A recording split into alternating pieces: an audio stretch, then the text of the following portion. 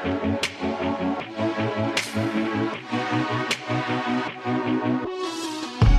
right, everyone. Hello. Welcome to the Gillcast. This is simulcast on the Sports Grid Fantasy Football Podcast Network and RotoGrinders Podcast Network. I'm Davis Maddock. I'm joined by only 2/3 of a fish this week. Nate Noling actually he died of injuries sustained by D.D. Westbrook. That's not actually true. It's 11 o'clock at night Central Time. We called Nate. We G-chatted him. We texted him. He's just asleep, Sammy. He's just asleep, bro. I think he just was basking in the glow of playing Matt Schaub and Cash and smashing for 450 yards, and he's just like, "Yeah, I'm good. Just gonna rest it up."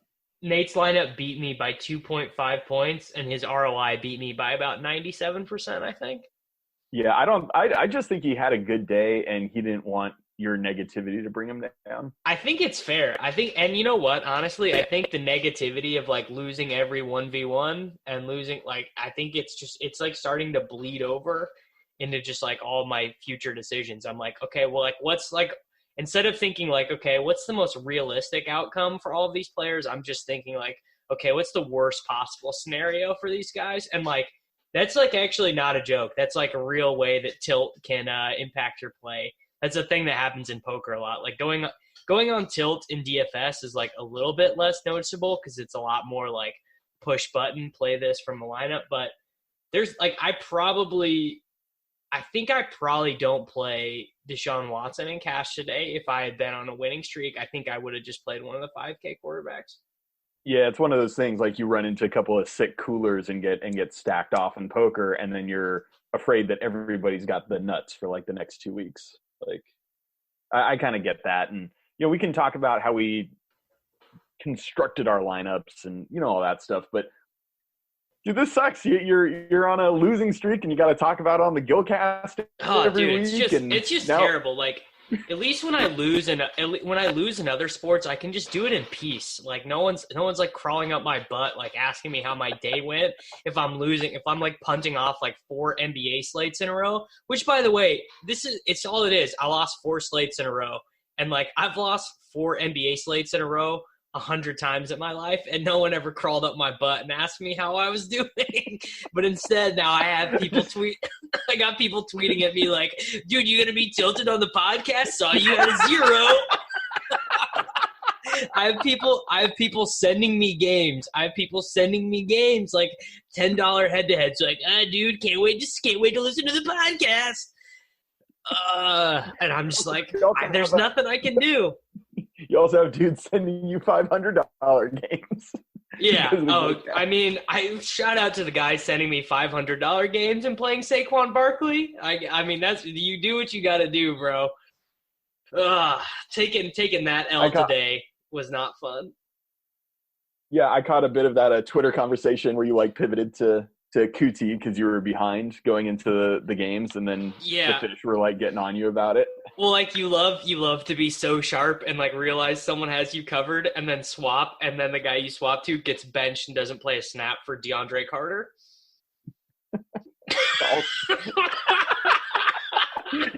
You're just running good, man. Dude, like I coolered Kiki Cutie into getting stone cold benched by his NFL team. Like that's how much my mush powers are in play right now. Well, so in case the listeners haven't figured it out, from Sammy's jovial mood, he smashed today because he's really sharp, and what he did in his lineup was pretty good. I'll just go ahead and read Nate's team since he's not here right now, and we can kind of talk through it because Nate and I had a lot of overlapping players.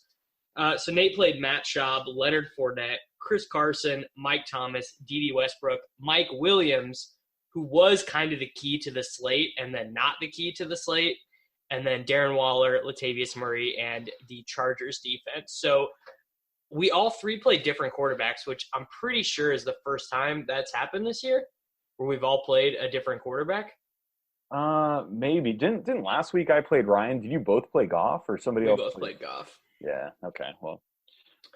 That hurts. So Yeah. Nate played Matt Schaub and lived to tell the tale. Matt Schaub had like 480 passing yards, a 2-point conversion, and a passing touchdown. And I gotta hand it to him.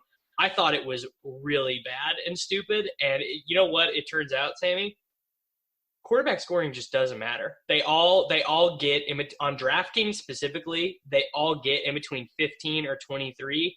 The guys who can get more than that are like the running quarterbacks, and that's it. But there was not one running quarterback on the slate. Like Lamar wasn't on the slate. Kyler was not ever really going to run that much against the Saints. I don't think. Like Kyler was not for me.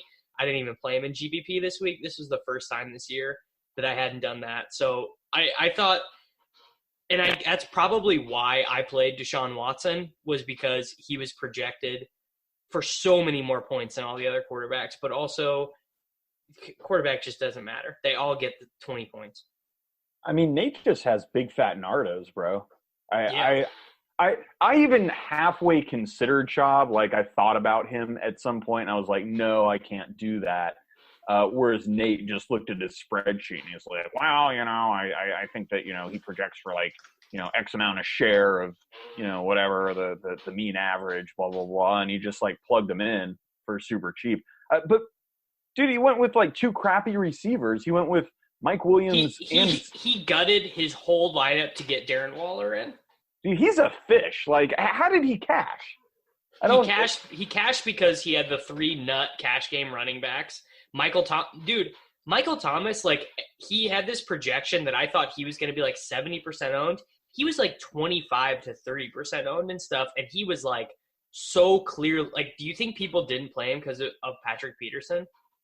I have no idea. Maybe. It's 2019. Do people still do the quarterback or the receiver cornerback matchup? Oh, big time. People big time into that. Dude, that's wild. I mean, Thomas for me he was projected for the most. He was projected for more points than McCaffrey. He was projected for the most points of the day. Yeah, I mean that was just a stone lock. I mean, yeah, he was the first against Eric. I mean, even if you went and read the article about Peterson shadowing, Peterson himself said, "I will not follow Mike Thomas into the slot." Well, guess what Mike Thomas does? He just hangs out in the slot and runs outs and curls all day. Like, of course he's not going to shadow him the whole time. And even if he did, like, who cares? Michael Thomas is always open. It doesn't matter. Like, I don't know. He was 30% owned in the big $25. 70% of people out there are fish, in my humble opinion. So big time fish. If you didn't play Michael Thomas, I mean, feel free to take my games again this next week. I'm sure whatever's going to happen, you're going to end up beating me anyways, even if you do feign the stone cold nuts. But those are the kind of games I want. Spend all his money at quarterback. I just had to really access the upside of 265 passing yards from Deshaun Watson. Thought that was really key. Thought that was really important to get into my lineup. I mean, I don't. So like, I had Derek Carr and Matt Stafford teams, and the Stafford team I think clearly made the most sense. That was with Chase Edmonds and Darren Waller, but I think that team was the best team from a construction standpoint, because Stafford was just the best play, and that's who you played. Yeah, I mean, I'm not gonna lie to you. I actually had, when we weren't going to have Rex Burkhead, I was highly considering Sony Michel in cash, which really felt gross. And I wasn't even considering him until you guys were like, bro, he projects so well. And I'm like, well, if I use him as my third running back. And I actually had him in last night, Deshaun Watson. And this morning it was just like, no, I can't go Sony. And so I went back down to Stafford. But I get the idea that, I mean, it was a couple weeks ago that he scored like 55 points or whatever and broke the slate. And this was kind of a situation kind of similar. So I get it, but at the end of the day, like, those performances by quarterbacks are big time outliers. They're just so rare, and just like, it's so, like, unless you think like the median outcome for a quarterback is in the 30s, like, you can't be playing Cameron Brate to get him in there. And that's what I did. I played a play that was so bad that projected for he was either going to get 12 points or he was going to get 4 points. And those were like the only possible outcomes for Cameron Brate. He was never getting more than that. And I was just like, you know what? you gotta just jam that guy in there. You just really gotta get after it with Cameron Brate. I mean, Stafford was the guy I wanted. He just the Giants are egregious, and they just like, I think the Giants defense, like, I think they actually hate Daniel Jones. I think they think it's funny to watch Daniel Jones fumble. So, like, they try and give up as much points as they can in the beginning so that Daniel Jones just has to spend the rest of the game just, like, dropping back and just making mistakes. I think it's pretty funny. I was surprised that the Lions were only 1.6% owned in cash. People played the Jaguars defense, who were $100 more instead. That was the chalk D. Yeah, they were super chalk, and they did really well. I think they got 15. Like, they just really got in Darnold's head. Like, is Darnold broken right now? He's just bad, bro. He's just not good. You can't break something that's shitty. I feel like Sam Darnold had a lot of promise, and he was on the right track, and then some bad stuff started happening to him in New England, and now he's shook, and he kind of reminds me of you when it comes to DFS. You're like the Sam Darnold of DFS. Well, I never had mono though. You got like Sam Darnold he was on a good path, and then he got mono, and then like he just like watched Luke Falk fart around and was like, God, I'm terrible and I'm better than that guy, so I got to get back. I got to get after it. The Lions defense was there were a lot of defenses right above 2,800 that I thought all those defenses were really good. People who played the Patriots defense, I mean, just how much pure. So dude, pure. People are so bad, and they just keep getting there, and it hurts, bro. I forget who it was, but some guy tweeted at like 7 p.m. tonight. Some DFS guy was like, "Imagine not playing the New England Patriots in DFS. What are you doing?" And I'm just like, "Oh, okay.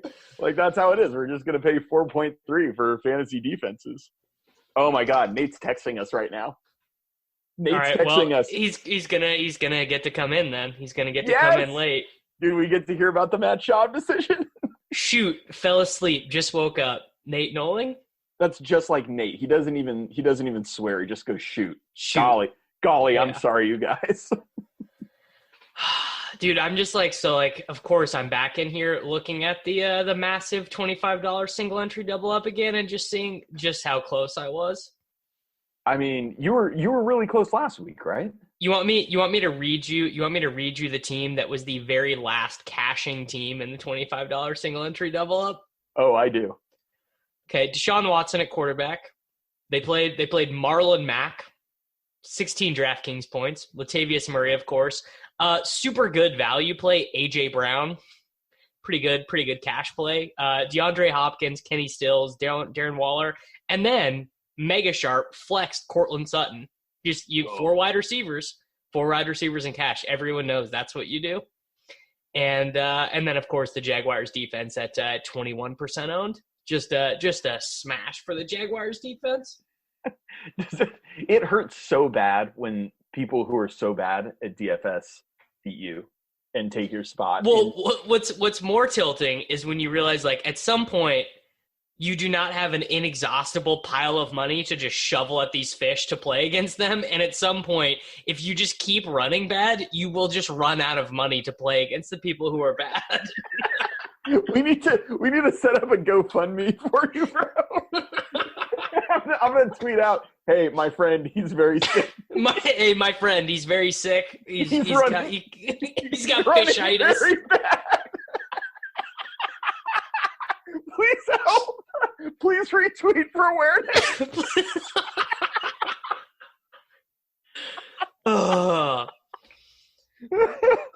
It's just like some of these games I get, I'm like, I can't imagine how bad you are at DFS and how people are still able to beat me. It's just one of those things, buddy.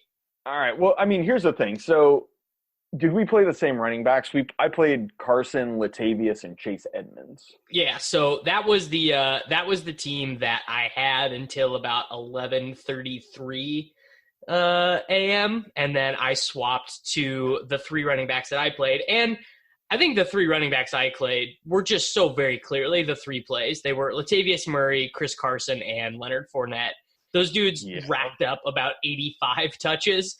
And this is just some classic Leonard Fournette on the day here. So Leonard Fournette had 66 rushing attempts on his first rush attempt of the day.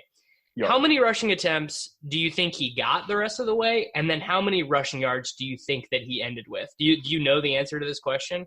Okay, before I look, I'm going to guess that he had 25 rushing attempts and ended with 83 yards.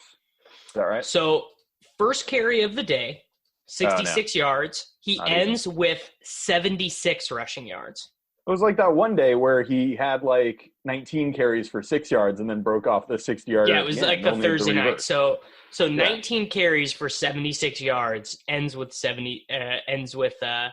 and he had a touchdown. He was actually in the end zone, called it through. How do you think the referees ruined his touchdown from the 1 yard, first and goal, 1 yard line, forward progress? He's in the end zone. In what way do you think the referees decided that he had not scored? I ruled him. I have no idea. They just blew it dead in the middle of the pile. They just blew it dead. He was heading into the end zone. His offensive linemen were pushing him, and they just blew it dead. Smooth. And then the Jaguars ran, I think, the dumbest play that the team. They ran a power sweep with Leonard Fournette, who, God bless his heart, he's about as fast as an offensive lineman. He looks like Todd Gurley out there on the edge. And then Leonard Fournette got so mad at not scoring that he threw his helmet off and was benched for the rest of the game by his coach. That happened? Yeah. Oh my God. Third and goal, Reichwell Armstead came in, and then instead of perhaps getting a chance for the bonus on the last drive, Reichwell Armstead iced the game because Leonard Fournette had thrown his helmet and was benched by Doug Marrone. I mean, here's the thing. You can talk about how close he was, but Leonard Fournette was never in any danger of scoring a touchdown. No, it's true. Never. It's never going to happen. He is allergic to the freaking end zone, bro. It's like two magnets of the exact same polarization. It just will repel him every time. It's true. Happen. Yeah, it's like I did a podcast with Rich Rebar the other day, and he was like, "Yeah, everyone talks about how bad he runs at scoring touchdowns, but they're just never going to use him that way. Like it's literally an impossibility. So when you project him, just give him 0 touchdowns and hope he's a good enough value without that." He was, dude. He got, 26 touches, 7 for 60 through the air. He did what you expected, but he could just be a smash if he just score a touchdown once ever. And when you log on to the Fat Net, that's what you get. He yelled about the play calling coming off the field. He's never. Here's Nate Noling. He's that's the here, cool everybody. story, Nate. Way to show up. I was so tilted about Fournette. Nate, turn your video on. We're publishing this video. Oh, no, we're not. No, I'm dead ass putting this on the Takecast. Davis is poor. He needs to start making. Yeah, I'm poor. I need new revenue streams. All right, let me figure this out. Fournette was so tilted. Wasn't good. Sammy, I need you to talk to me a little bit about Edmonds from someone who had to live through the tilt of him leaving injured, because I played him on FanDuel. But I need you to walk through Edmonds for me. So I'll walk through Edmonds, but I honestly wasn't that tilted because I knew within 10 minutes of the slate that I was going to smash. So, yep. It was just one of those things. I was fine, but Arizona's really bad. And they're going to run a lot of plays. They're not though. They're not really bad, dude. But here's the thing. They have games where they're going to be really bad because they go 3 and out hella quick. And a team like New Orleans that just grinds out 6-yard Michael Thomas catches and 7-yard Latavius Murray runs and just grinds it out. And then Arizona goes 3 and out and then it's over. I thought that Edmonds was a good play because if I had David Johnson at 6,200. Yeah, I was going to say, if I could quote you from our group chat, you said he's David Johnson at 6,200. He is, which is not wrong. No, it's not wrong. Yeah, running backs don't matter. It's true. So I was fine with like 10 rushes from Chase Edmonds and he'd get 6 or 7 targets. And I'm like, that's great. Like they'll be behind. And I thought it was setting up decently for some trash second half catches for Chase Edmonds. Well, he didn't even make it that far, right? No, he got snapped out in the third quarter. Like he just like ran off the field super hobbled. And I was like, oh, he's dust. Like there's no way he's coming back. Like I'm sure he won't play next week, but I knew immediately that dream was over. Wow, it's really going to be Zach Zenner season on Halloween night. That is spooky. Correct. Yeah. Yep. So I mean, we all played Carson though, right? Yeah. Yeah. I don't know how Carson didn't get the bonus, bro. How did that here's not how happen? Here's how Carson didn't get the bonus. Because Fournette sucks. Fournette sucks, but Carson sucks too. What actually happened was Seattle apparently had just decided they were not interested in forward progress of the ball in the second half of this game against Atlanta. It's like they let me read to you the results of their possessions in the second half. Three plays, -5 yards, punt. 3 plays, 7 yards, punt. 10 plays, 78 yards, field goal, punt. They had 4 drives in the second half, and 3 of them were 3 and outs. So it's just like, they were what up are you going to do? 24-0. They were up 24-0, and they just shut it down. And they're like, you know what? We're just going to let Matt Schaub do his thing. And Nate was rubbing his nipples furiously the entire second half. Yeah, this is your floor for Matt Schaub. Well, okay, here's the Matt Schaub thing. I mean, the Falcons are a pass-heavy team. Schaub was in a dome at home with Julio Jones, like in an efficient offense. I didn't think they were going to struggle to like have passing volume. And even though I knew Schaub was going to be less efficient than Matt Ryan, like he was 4,700 or whatever. It was just like when you look at the passing attempts and the efficiency from his receivers, there was like, I don't know. I didn't feel as bad about the Matt Schaub thing as you guys felt like when I locked him. What I don't get is why you didn't just play Derek Carr, who Nate, we've been roasting you while you weren't here. We need to hear your justification for going hella cheap at like 4 different positions. 6 positions to get Darren Waller in. Yeah, like, Darren Waller, I think was just jamming in like 4 stone punts to get Darren Waller's 8 points in. Yeah, the Darren Waller and you thing still hurt. beat me. You need to start sending Davis $500. I might need to. I mean, literally, here's what I did. Basically, it started with, I told you guys all week, running back is terrible. I don't know what to do. I don't know. But it wasn't terrible, though. We had so many good plays. Here, okay, well, we need to rewind before you do the Darren Waller thing, because we're talking about running back. If we're going to talk about how we run bad, we got to talk about how we run good. None of us really considered Ty Johnson, who was pretty chalky. That is not running good. That's just being sharp. That's sharp. Ty Johnson, I did not think was a great play. That was legit donkey chalk. Like the column I wrote in the read option this week, I called him donkey chalk, and I thought it was obvious. I wish you would have told me before I ran all my bids and my high stakes fantasy football. Yeah, leagues. I kind of let you empty the clipboard in our super flex. Ugh, we are. I mean, I will say the other running backs suck too. So it's no one cares. He was owned though. I know he was owned because people thought he was going to get the carry-on workload. How owned was he? I'm trying to find obviously you only see the winning team, so yeah, you can't scroll down. Those fools are all at the bottom. People wanted an excuse to play Ty Johnson. Ty Johnson in the $25 single entry double up was 24.1% owned. He got Mother of God, are you serious? He got 4.8 DraftKings points. Dude, how did you not cash? Well, I took a 0. I took a stone 0 from a guy who played about 10 snaps. So that is how. And you also played Cameron Brate. I mean, Ty Johnson literally got 10 rushing attempts with 4 targets. So it was 50% of the rushing attempt share with 8% of the target share. Like that was literally like my exact his projection for him. Yeah. So I wasn't even surprised about the Ty Johnson thing. I did struggle with running back because I mean, other than Fournette and Carson, like the guys that I was looking at was like, I thought Chubb had a good share of the offense, but I couldn't play You just Chubb. named all the locks, though. Fournette, Carson, Murray.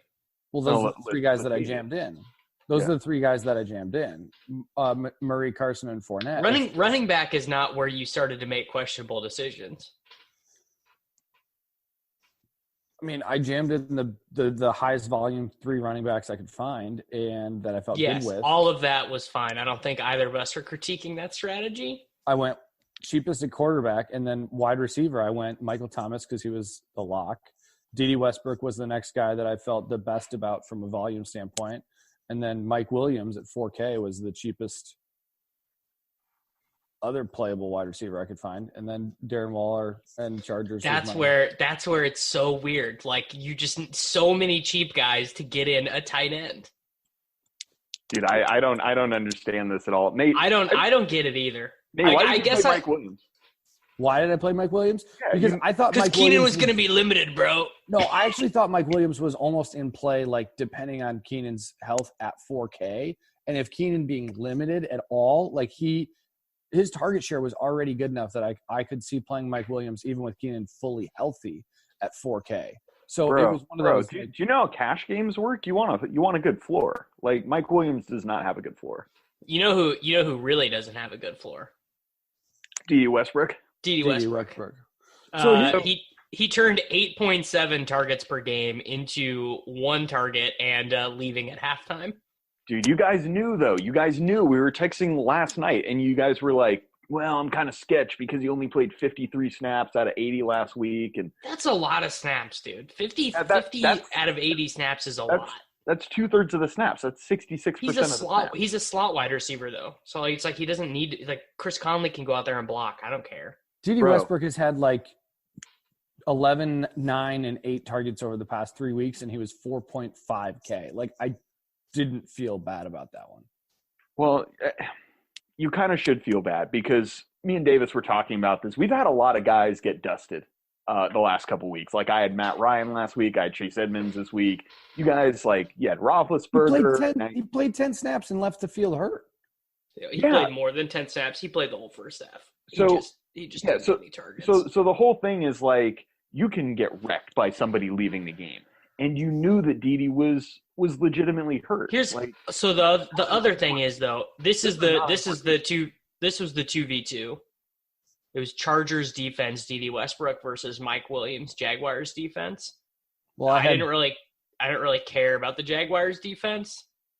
But, I mean, obviously Mike Williams scoring 9 DraftKings points more than Dede Westbrook would have made some money. So, Sammy, just from a target projection standpoint, though, Dede Westbrook last week had 28% of his target share. The week before that was 27%. The week before that was 26%. So he had 3 weeks with above 25% target share coming into this week. I don't think at 4.5 you could say he was a bad play. No, I don't want to say he's bad, but it was sketch. Like, you knew it was sketch. Like, you need to be honest. We're in a safe space right here. I'm gonna be honest. It went one ear in one ear and out the other. Like, I thought about it last night and I didn't think about it at all today. I just was like, there it is. I just was looking at the projections and I was like, he's fine. I'll wear it on Waller. I'm not going to wear it on Dede Westbrook. Yeah, you got to wear it on Waller. At 4.5, Dede Westbrook had like one of the. I think it was like the top 12 target share percentage. I actually think rewinding it, I think it was way worse to not play Kenny Stills than it was to do any of the rest of the things. Kenny Stills to me was like, and neither of you played him, and I know he didn't get any points, but to me he was like, like when I was doing like optimal runs, I was like locking him in. He was like one of the 4 guys I was like pressing the lock button on. I thought he was clearly the play. I was very afraid. I was afraid of not playing Stills. I had fear in my heart because I didn't play Stills. Because he's like Will Fuller plus like a couple like 8-yard outs a game, and like that's huge. Like getting like an 8-point floor with Will Fuller deep targets is like massive. I mean, you're saying he has an 8-point floor. 8-point floor. I projected him for 5 targets. Yeah, and he got 5 targets. So 5 targets with Kenny Stills' catch rate. How are you breaking out the Texans targets if you have him for 5? I'll pull up Houston. Who are you projecting for more targets than him on that team? DeAndre, If you say Duke Johnson, I'm going to freak out. DeAndre, Kiki had 5 as well. I had Kiki Duke played Johnson 0 snaps. 0.0 snaps today. I had Duke with 4. I had Darren Fells with 4. I had Jordan Akins with a couple. So you had them with under 30 passing attempts? No. Let's see. Projected passer. How much was Tyrell Williams? Phew. Not like I'm sure he was free. That's who you should have pivoted to, bro. Not Kiki QT. Well, at the time, I didn't know that Kiki Cutie had been benched for DeAndre Carter. Yeah, the DeAndre. I didn't know that. Davis, what did DR have Stills projected for? 6 targets? I'm about to. Well, they don't do it like that. They just do it by market shares. Okay, I have him at 5 point something, and I don't feel bad about that target projection at all for Stills. And I think you're fish if you think it was like 8 to 10. So here was my thing. I played Cortland Sutton as my wide receiver 3, and I thought good. I thought Sutton was way better than Stills. I thought Cortland Sutton was going to see like 8 or 9 targets. I thought he was going to be trailing a lot. Big air yards guy. I thought that he'd get a big market share. There's air yards. Like he's just the number one where Stills is not. And they had $600 difference. And I really wanted to play Sutton. And he didn't even have that good of a game, but dude, he had a couple like pass interferences and stuff like that aren't going to show up as targets in the stat sheet. But like he had the opportunity to have a pretty good game and it didn't quite come through. But I really wanted him. We had Stills for 18% market share. The thing with projecting him is you have to project him for a really high yards per target. So his projection is very high. Probably like very high. At an 18% target share, how are you getting more than 6-ish targets? I don't know. He just was a lock, dude. He just was a lock. He thought that Watson was going to throw for 375 yards. So. Yeah, that's also you have to factor in this analysis that I forgot that Houston sucks ass. So that was a big thing of like even if Houston I thought Houston was going to score a lot of points, and I thought that Oakland's pass defense was bad, but it turns out they're basically the 85 Bears when facing the Houston Texans offensive line. So, yeah, I don't know. Even if you projected Houston to throw 35 times at an 18% target share, that's 6.3 targets. So don't tell me it's 8-point floor. So, Sammy, the thing with Mike Williams to me was like, if you look at like anything with Mike Williams' air yards or volume that he's received over the past couple weeks, a lot of air yards. He leads the league in useless air yards, like just utterly useless, never going to be caught, never turning into receptions air yards. That's definitely Mike Williams. So even with Keenan active, like what's his whopper, bro? Good. He's got that good. I mean, can't feed the family with Whopper, Nate. I don't know if you know that. You can't feed the family with Whopper. Dude, I don't have 5 anything. and 6, he had 13 and 10 targets, and he was 4K with a potential chance of Keenan being. We didn't know how limited. There was like, I thought his average outcome, even if Keenan was fully healthy, was still a decent play at 4K.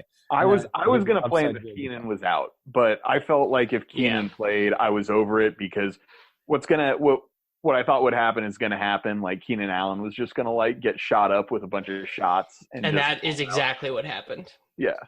Yeah.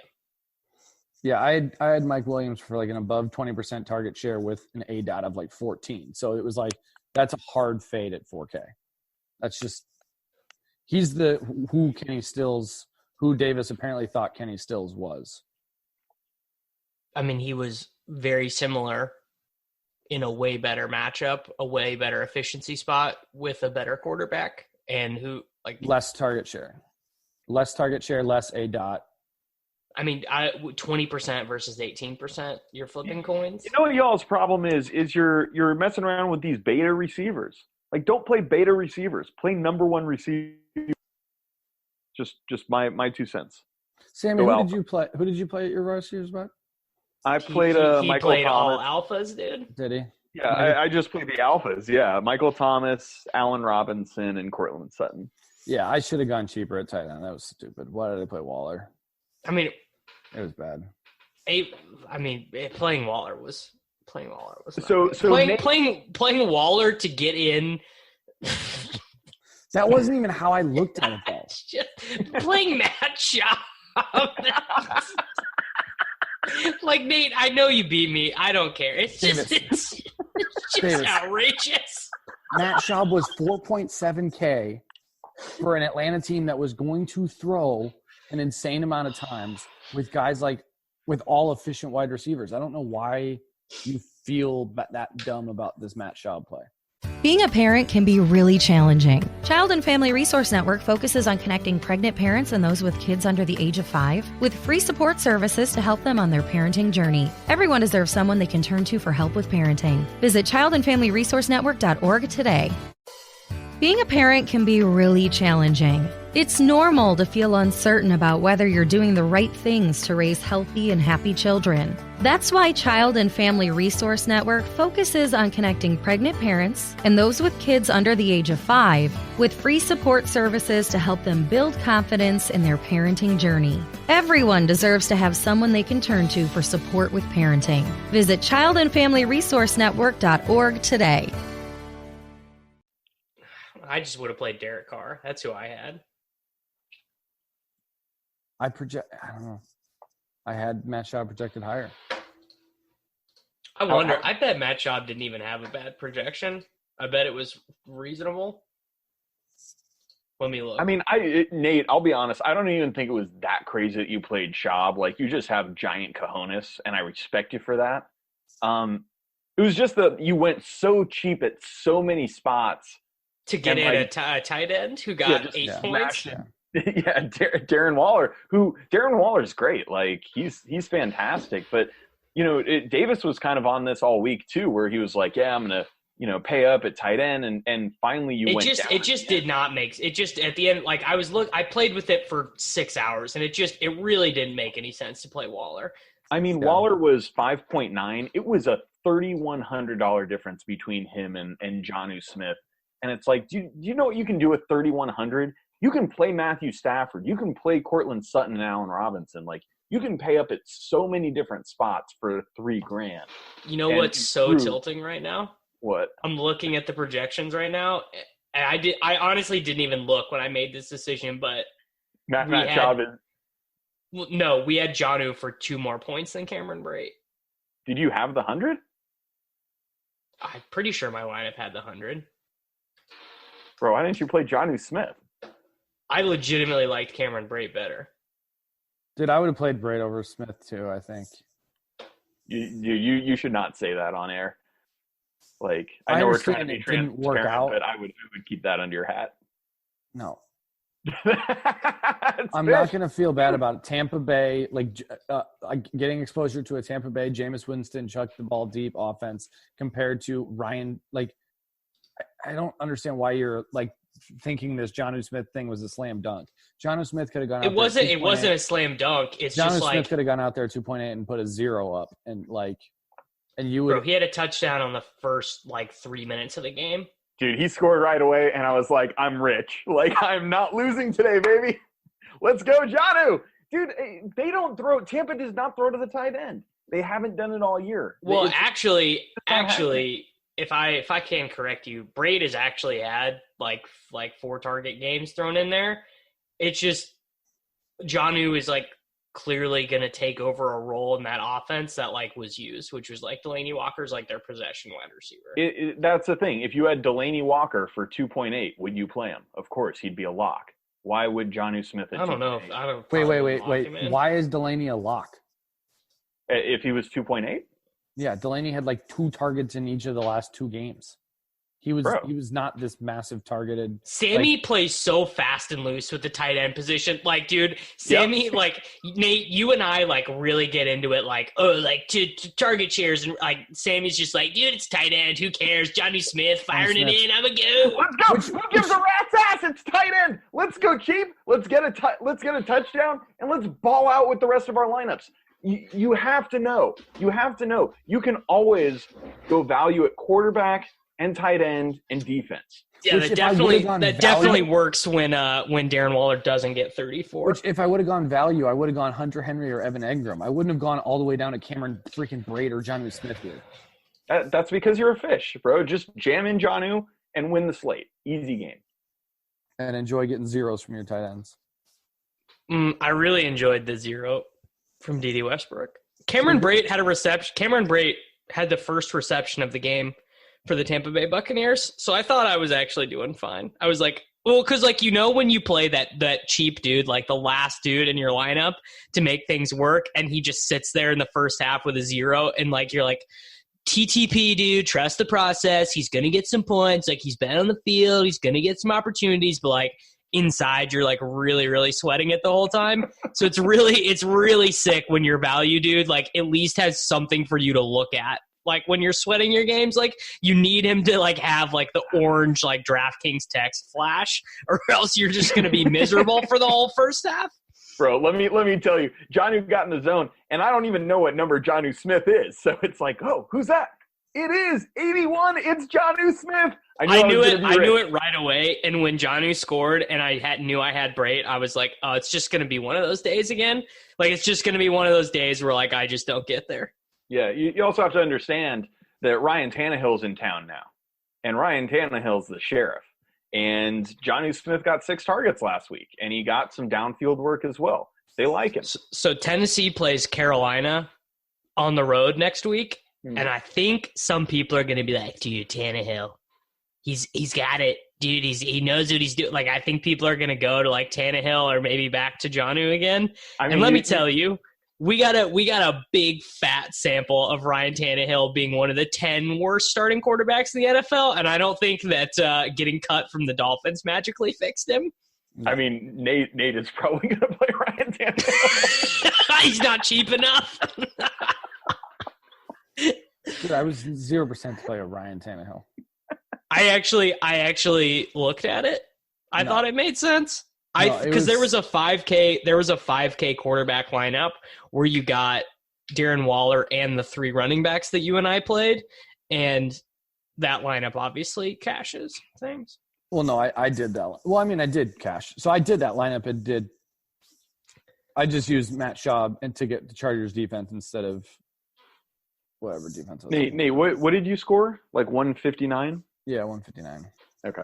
So I did fine. I mean, it was a profitable day. I mean, the biggest thing was, like, I just didn't even look at my line. Like, looking back at my lineup now, Waller was the guy I should have been thinking that's the place to cut at.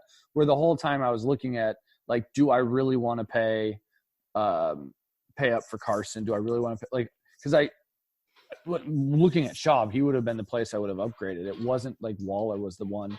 Because, I don't know, Mike Williams and D.D. Westbrook weren't 2 values that I felt was thin. Oh, my God. I'm so triggered.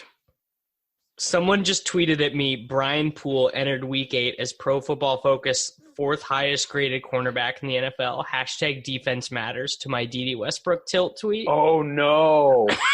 Oh, no. They're trying to tell me that it was a cornerback that shut him down and not that he got hurt.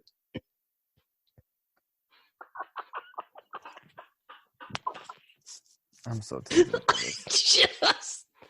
I shouldn't have jumped on it. I should have just slept through this whole thing. I won, and I'm tilted about this DD thing still. Sammy, what did you do? It's because it's unjust, dude. Nate, now that Davis is dead, which one of us is going to host the Gillcast?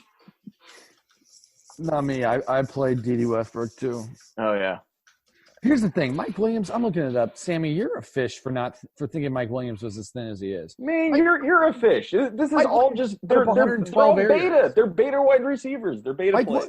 Mike Williams literally is averaging over 100 air yards a game with Phillip Rivers as his quarterback, and he was 4K with potential for massive upside. Nate, your logic here and the way you're trying to explain it to Sammy is it's horrible. But Sammy, you're also dude, I'm only playing alphas. That's really Sammy stupid played too. Jonnu Smith, got drunk, and isn't thinking about anything, and is on Jonnu Smith Island here, and it's driving me so nuts because. Dude, I played. Maybe maybe you losers should try and be good. Maybe you should try to get good. You have a 2.7 tight end with Ryan Tannehill as your quarterback, and you're trying to dunk on me, and I'm just not having it. Nate, I got to set the scene for you, bro. I got to set the scene. So I'm up north in Northern California this weekend for a wedding. And I don't know if you're following the news, but like all of Northern California is on straight fire. And my 7-month pregnant wife and I decide at midnight, we're getting the hell out of Dodge. Like, we're not staying the night at the hotel and leaving in the morning. We're just going to bone out in the middle of the night. And so we bone out. And we had to have AAA come and give us gas. The entire town is on blackout. Like, it is freaking craziness. There's fires burning on the mountainside. Like, it is just wild. And we get out, and my wife falls asleep, and I'm racing down the freeway, and I'm looking at my phone, right? I'm looking at my lineups because that's the only responsible thing to do. And I have this epiphany. And the epiphany was Jonnu Smith. And it just came to me in a moment of clarity that I could pay up at every other position and get all the alpha plays I wanted, and I was just going to do it. And I did it, and I smashed, and life is good. I run pure. That's all I got to say. And I'm alive. I didn't burn to death either.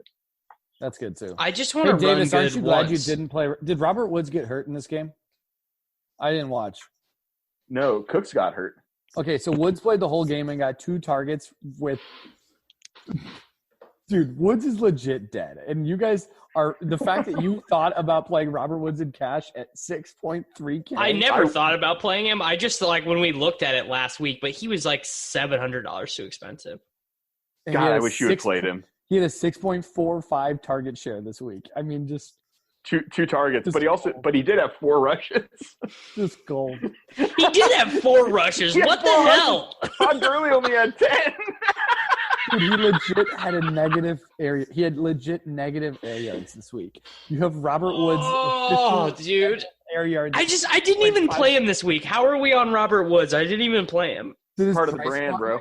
Are people going to play him next week? Did his price go up? Is he 6? I don't even think they're not on the slate, dude. They're coming home from London. Use your brain, dude. Yeah. I lost to a guy who didn't even know the Rams were playing in London.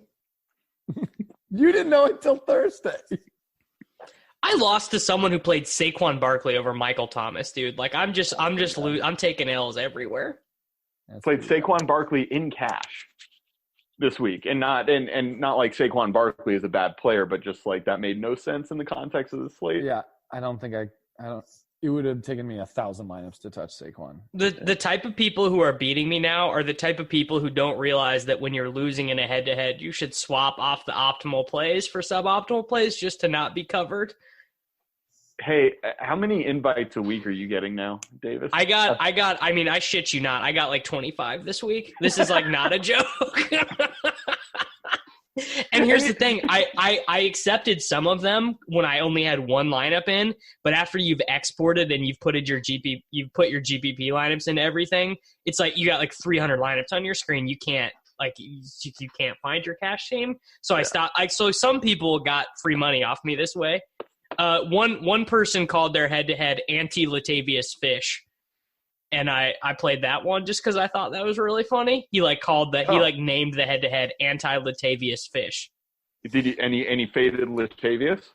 I did not click on the game because I just have so many games open, but I did win that game. I mean, imagine that, bro. Can we take a second? 7% owned. That's it. Can we take a second and just actually talk about our run good here and the fact that we got that Rex Burkhead news that took us off of the thinking about the James White, Sony Michel thing? Literally, Here's the thing, though. Sony got 21 carries, had 3 goal line carries, so it's actually would have been fine, like in terms of usage. He had exactly what I was concerned about. 0 targets. 0 passing game, and was rushing touchdown dependent. And all week, I almost played him. If it wasn't for the Burkhead news, I probably would have freaking played him. That would have been terrible.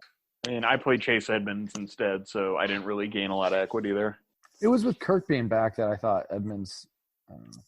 No, Kirk being back was not bad for Edmonds. Yeah, dude, I would like the offense to be better. I think that's a good thing. Yeah, I agree. It just wouldn't be through him. So I've gotten a couple emails about the show over the last couple weeks. Oh yeah, do you want to read them? Yeah, I'm gonna read one of them right now. A couple of them have been like, "Hey, man, I'm sorry you're so poor. Like, I live in St. Louis, and like I own this restaurant or whatever, and you can come get a meal on me." And that's not a joke.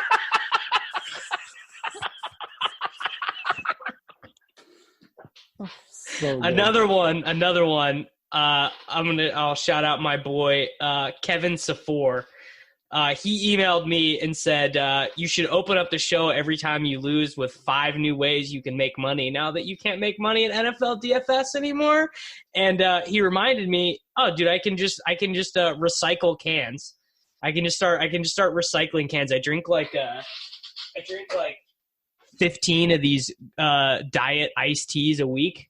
And I can just start recycling these cans, and that's my new form of rake back. That's how I'm going to get there. Nate, you should start sending them all your sugar-free Red Bull all my sugar-free Red Bull cans. That's how you can donate to the Davis Maddock GoFundMe. Dude, you guys could play heads up for cans. That would be fun.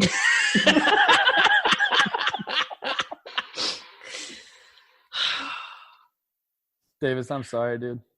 This is what are you going to do? Last week was like a fun watching Davis. This is sad. Yeah, this is a month's worth, Davis. You just gotta. At this point, I'm just embracing it, bro. And thankfully, NBA's back. I've had 3 very good slates of NBA to start the year, so my account balance is not on 0. Yeah, nobody loses at NBA. No one loses at NBA, except for when Andre Drummond gets foul trouble immediately, and then you lose at NBA. I have lost at one night at NBA, and I closed my laptop down at like 7:45 because it was so obvious I was going to lose. It's just crazy, dude. Guys, it's just why crazy. did I jam in Waller? I could have had a much. Dude, I updated my Roto tracker this last week. Depression. I had to do it because Zoloft immediately. I had to do it because NBA season was starting and I needed to like know like where and also like taxes and stuff are coming up. So I kind of like need to know. You actually might not. I sent this email to my accountant. I was like, I don't think we're gonna get it. I was like, I don't think we're getting a 1099 this year. Here's this. Okay. This is a true story. I've won the mini max, which is the DraftKings $1 GPP with $150 or 150 entries. I've won that 5 times in the calendar year of 2019 in different sports. I'm not going to get a 1099 from DraftKings.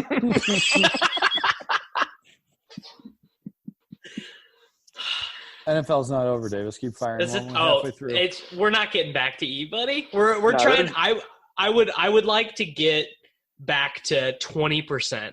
If I could get back to if I could get back 80% of what I've lost this year, I think we would be good. Which is that's a reasonable goal because I was playing way too fast and loose at the beginning of the year. I was like, 3 teams in cash. No, I was just like. I was putting way too many teams in every GPP and just like getting just being stupid. And you gotta live with that. Looks like Christian McCaffrey's 10K next week. Are you still playing 300 showdown lineups every week, Davis? Because that might be a spot you're dunking on. So per my Roto tracker, that's a little bit of a leak. Yeah. So I'm just down to like 200. I'm just like down to 200 now. My teams were good in this Chiefs slate because Damian Williams luck-boxed a touchdown after LaShawn McCoy fumbled. I had like 60% Damian Williams who had 0 touches through 3 quarters. Pretty sharp. Well, and anytime you just miss the cash line, you just got to jam in Damian Williams in a bunch of showdown. Hope it works out. Here's the thing, buddy. You can't get back to E sitting on the sidelines. It's very true. Okay, no, actually, so I was looking at the salaries for next week's slate, and I gotta be honest with you guys. It looks like perhaps the least appetizing DFS slate in the history of I've ever seen. It is horrible. I could not identify a second play to put in my placeholder after Christian McCaffrey. What are the odds that you take the week off? Oh, 0. I like your style. I have a podcast to produce. That's true. 0. I mean, look at these games. Tampa Bay against Seattle. Like, obviously the Tampa Bay guys are going to be useless in Seattle, and Mike Evans and Chris Godwin are too expensive. Anyways, Minnesota against Kansas City. They're going to have a really low. Like, I don't even look at the line. Kenny yet, Golladay is the second highest priced wide receiver. Yeah, Kenny Golladay is 7,700. 7.7. Holy. Oh, bro, you just jam in Packers and Chargers. Zach Ertz, though, is 4,700, while Hunter Henry's priced all the way up at 6K. Seems like a little expensive for Zach Ertz, but okay. Sammy, I gotta play for you though. Ryan Griffin, 3.4K at the Miami Dolphins. I think that's a smash for you. It's a little more expensive than I generally like to go at tight end. We'll see. Well, Dallas Goedert, 3,100. Now you're talking my language. I mean, guys, this is bad. This is so bad. Literally, Odell Beckham is 6.6, while Godwin and Golladay are 7.3 and 7.7, respectively. Is Godwin going to go in the first round of seasonal leagues next year? He might. He's still, what is he, 23? Yeah, he might. What's Juju going to do next year? I think the Juju hype train is going to be the Godwin hype train next year. Everybody who drafted Juju way high this year is going to be drafting. Why are you subtweeting me right now, knowing that I just took such an L today? Because you influence my seasonal picks. Because I don't do seasonal. I don't really get into football till DFS. I mean, the math behind Juju was fine. It's just like, if you're going to project Ben Roethlisberger to die, yeah, Juju's not going to be very good. Because basically any bad Davis takes throughout the offseason ends up influencing my seasonal teams. Because, dude, when I do seasonal drafts, I haven't done enough research yet. I have a lot of very good seasonal teams, so you must have not been using the projections the right way, Nate. That's all I'm saying. I went way high, Juju, DJ, things like that. Should not have done. Bro, DJ's been really good. DJ's been really good. He got hurt. What do you want him to do? And Nate, you got to understand something about seasonal. It's like it's more of an art than a science. It's more of an art, bro. You gotta let Sammy. I think you kind of have to let the draft come to you. That's right. I feel bad, dude. This show is not funny enough. Like, people are gonna be like amped to listen to this, and they're gonna be like, actually, that sucked, and none of them had enough energy, and Nate didn't come in until 30 minutes through and just started tilting Leonard Fournette. Look, I mean, people really liked you last week because you were just on full blown tilt, but you're at like the fourth stage now. You've gone past the tilt stage, and you're getting towards acceptance. And everyone you need to book a win just for the show. Everyone who gambles a lot just understands that like, when you're the cooler, that's just the way it goes, and you're not gonna fix it by trying harder. You're not gonna fix it by like doing something different. You're just like, that's the downswing, and that's just how it goes. What did you guys end up? This is very sage words. That's the saddest thing I've ever heard. That was the saddest thing that we've ever said on this podcast. Dude, it's just true though. Like, when you're in a downswing, you're in a downswing, and like, you're not gonna like magically put enough elbow grease into like the Daily Roto Optimizer to make it give you like the magic nuts. Like, you just gotta wait for like other people to be worse than you. I mean, other people are pretty bad, as we found out. Tried to be, Davis. You had a $500 head-to-head where a guy played Saquon. I don't know what else you're gonna get. I sent that guy a $1K for this week. Double down. Davis is recycling cans trying to get to 1K. Somehow this dude is gonna play Ryan Tannehill against Tennessee or against Carolina and beat me. He's probably going to play Jonnu Smith, Sammy. I mean, the reality is 33% of people didn't play Latavius Murray. 70% of people didn't play Michael Thomas.